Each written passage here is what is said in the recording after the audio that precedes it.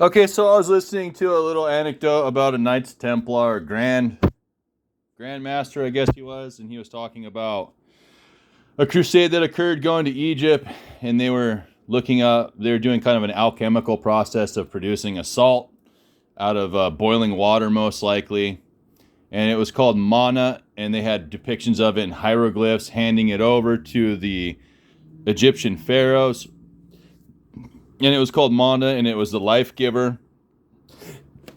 And so obviously, I figured that in Egypt, it was going to be salt because it was a crystalline substance that they supposedly kept inside the vessel of the Ark of the Covenant. And they said that it was something that might have created an electromagnetic field, an electrical field outside of the Ark once it was put in there. I probably disagree with that. Anyways, they called it mana, the four-letter word, MANA. I sat there and thought about it because something that I wasn't quite aware of, but I'm very good at reading into things, and you're going to laugh by the time I'm done with this.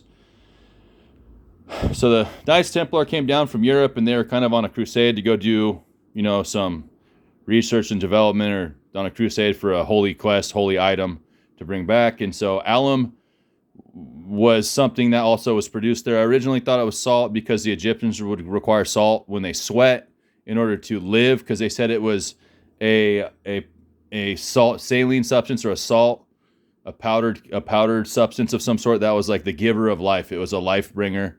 It was very important in the times of the Egyptian pharaohs and BC periods during like Roman emperor times. And I'm going, okay, it's salt, because at points in time salt was worth more than gold. And that was because you needed salt to survive, to sweat, and also to maintain your sodium content in your bloodstream and maintain your blood pressure. If you didn't have that back in the day, you were toast. It also was very highly sought after because you could use it to preserve foods. So you take your little clay pot jar, and you would take fish, and you would toss a whole bunch of salt in there. You'd take dried fish and cover it with salt, put it in the jar, wrap some cloth over the top after you put a lid on it, and hemp wrap the top over it to keep the bugs out, and you could have fish stored over the winter.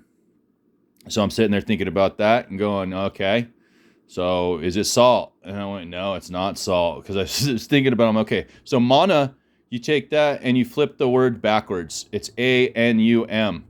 And I kind of giggled a little bit because it's Latin, and I wasn't sure what it was until I first looked it up. And I was at the point where I'm like, okay, I think I know what's going on here. So anum in Latin means anus.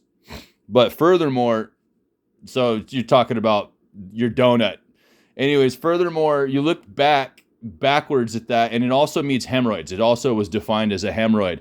And I'm going, okay, so anum, and I'm going alum. It's alum, because I remember when I was a kid, they had little commercials and cartoons about alum. They put it on their lips, and it'd make their lips pucker really tight. And I was going, oh, well, anum in Latin is hemorrhoid. Alum is a salt substance, aluminum sulfate compounds and stuff like that, different various types of alum. Coming back around from a children's cartoon, go figure. And it was used to treat hemorrhoids. It was used for a vaccine for animals, and it was used for medical treatments. They didn't say what kind of medical treatments, but obviously it was used for hemorrhoids. So I think the Knights Crusade, I think they went on a crusade quest to save the king's butthole. That's my analogy.